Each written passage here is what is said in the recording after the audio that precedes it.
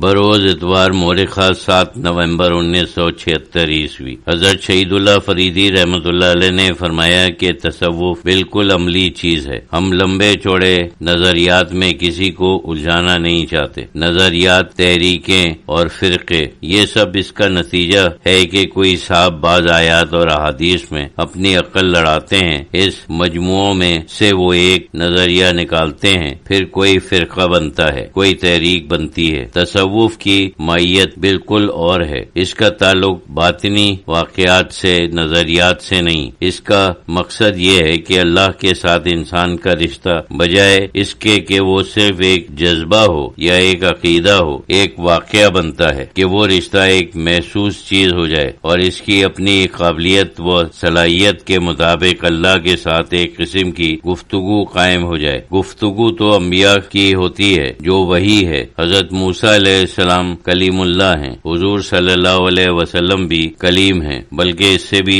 کچھ زیادہ ہیں۔ پھر الہام اور القاء کا سلسلہ ہے۔ ہر شخص اپنے درجے کے مطابق اللہ کے ساتھ گفتگو کا مقام حاصل کر سکتا ہے۔ شروع میں یہ چیز تھوڑی دیر کے لیے ہوگی، لیکن اگر انسان اس میں لگا رہے تو آہستہ آہستہ یہ چیز دائمی ہو جائے گی۔ جیسے قرآن شریف میں اللہ تعالیٰ نے فرمایا ہے کہ بعض لوگ ایسے ہیں جن کے پاس ایک نور ہے جس کے ساتھ وہ لوگوں میں پھرتے ہیں۔ مطلب یہ ہے کہ وہ ایک مستقل چیز ہے۔ ان کے دل میں ایک نور ہے، وہی نور جو اللہ سے قلبی تعلق کا نتیجہ ہے۔ سمجھو ایک ہدایت ہے جو اللہ کے قرب سے حاصل ہوتی ہے۔ اس کی شکل یہی ہے، جیسے اللہ کے ساتھ مستقل گفتگو۔ یہی چیز حاصل کرنے کے لیے یہی تصوف کا بنیادی مقصد اور دراصل اصل میں اسلام کا مقصد ہے۔ اسلام کے جتنے شعبے ہیں وہ اسی چیز سے نکلتے ہیں۔ اگر یہ چیز نہ ہو تو اسلام صحیح طور پر کامیاب نہیں ہو سکتا۔ نظریات عقلی چیزیں ہوتی ہیں، وہ اندازے ہوتے ہیں، قیاسات ہوتے ہیں، وہ دنیا اور ہے،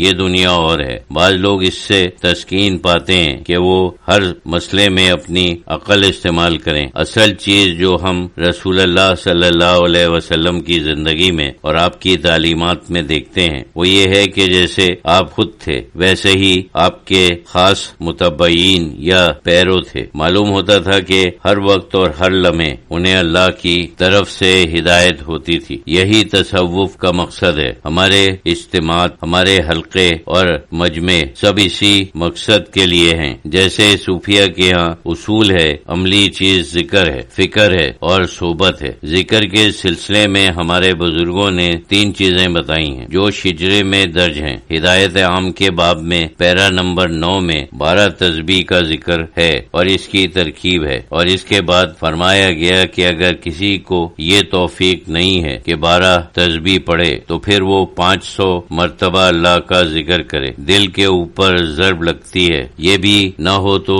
جتنا ہو سکے اللہ کا ذکر سانس کے ساتھ کرے۔ یہ 3 درجے ہیں، لوگ اپنے شوق کے مطابق ادا کر سکتے ہیں۔ اصل بات تو یہ ہے کہ باقی جو باتیں ہیں صرف اس کی ترغیب ہے۔ اصل کام یہ ہے انسان اس طرح منہمک ہو کر اللہ کی طرف رجوع کرے کہ اپنے بدن کو بھول جائے، اپنے نفس کو بھول جائے اور اپنے دل کو بھول جائے، صرف اللہ کو یاد کرے۔ جو لوگ اس طرح سے اللہ کی طرف رجوع ہوتے ہیں اللہ کی طرف سے انہیں انعام ملتا ہے۔ انہیں اسی شکل میں ملتا ہے کہ ایک نور پیدا ہوتا ہے۔ ہر فعل چاہے وہ ظاہری ہو یا باطنی اسی نور سے منور ہوتا ہے۔ پھر جس کام میں لگیں وہ ہدایت یافتہ اور کامیاب ہوگا۔ اگر ظاہری طور پر کامیاب نہ بھی ہو تو باطنی طور پر تو کامیاب ہوگا، اسے ایک اور اونچا درجہ مل جائے گا۔ اس کا صلہ اگر دنیا میں نہیں ملے گا تو آخرت میں ملے گا۔ اصل مقصد تو یہ ہے، ہر ایک آدمی کو اس کے لیے بھی تھوڑا سا وقت نکالنا چاہیے۔ دنیا کے کام تو ہمارے ہی ہیں، بہت سے مشاغل ہوتے ہیں، یہ بھی ایک ایسی چیز ہے انسان کو